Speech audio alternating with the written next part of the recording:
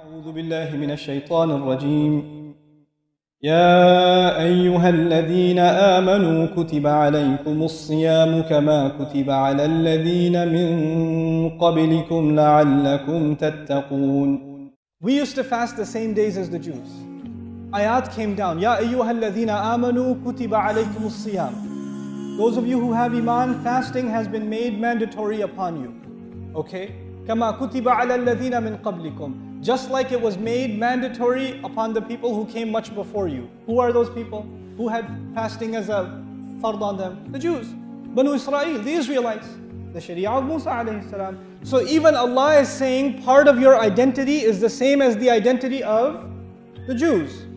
But in the same surah, already He separated us from them by separating our Kaaba. He separated them. But now He's saying we have something in common with them, which is what? Fasting. Fasting is the same between us and them. Then He says, لَعَلَّكُمْ تَتَّقُونَ, so that you can have taqwa.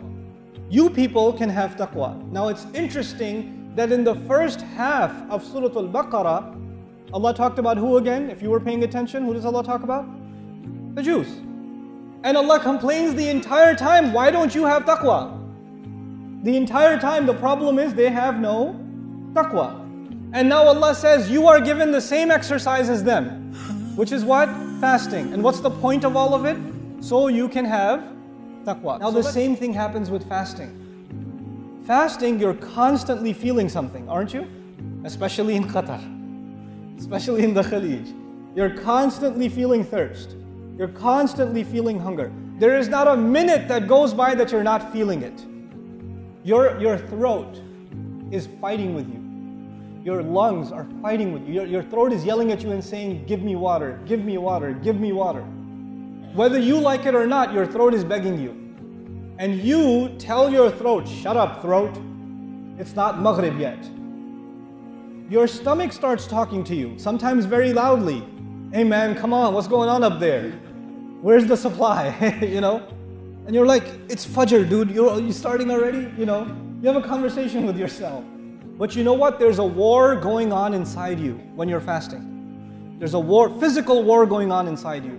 Your throat is against you. Your stomach is against you. Your body is getting weaker and begging you, please disobey Allah. Please disobey Allah. And you stay the entire day fasting, fighting your body, and you say, no, my heart is submitted to Allah, and therefore I don't care if my entire body wants something, I will not give it to it. You train your heart to control your body. That's what you do when you fast. That's what I do when I fast.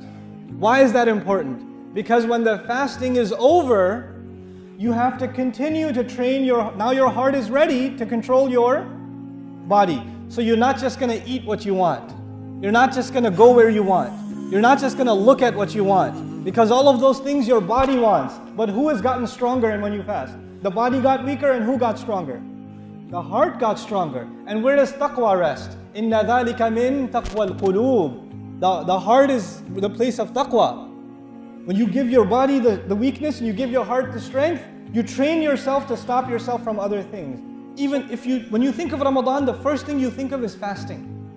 If you don't think of the food, at least you think of fasting. Or you say, man, Ramadan this year is coming in the summer. Oh, it's going to be hard. That's the thought that goes in your head. Allah says in the Quran, the first thing you should think about when you hear the word Ramadan, Shahru Ramadan, alladhi unzila fihi al-Quran. Not alladhi kutiba fihi al-siyam. Alladhi unzila fihi al-Quran. The month in which Quran came down. Ramadan, the month in which the Quran came down. The thing that makes Ramadan special is not the fasting. The thing that makes Ramadan special is the Quran. That is Allah telling us.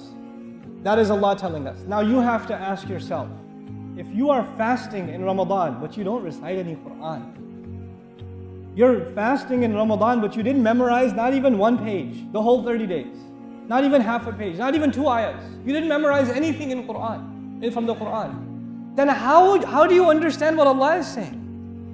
The entire purpose of Ramadan is to celebrate the Quran. I told you. Our constitution is celebrated, it was revealed in the month of Ramadan. Allah didn't give us one day to celebrate. He gave us 30 days to celebrate the coming of the Quran. This is the month of Ramadan, is the celebration of the fact that Allah made us an ummah. Now we have our own capital, and we have our own constitution, and we have our own days of fasting. No longer the same as the days of the Jews. No more ayyam ma'dudat. Now it's Shahr Ramadan. They did not have Shahr Ramadan. So Allah made this guidance for all people. You know what that means? He made all human beings equal. Just by Quran, by the institution of Salat. We cannot be racist because we have Salat.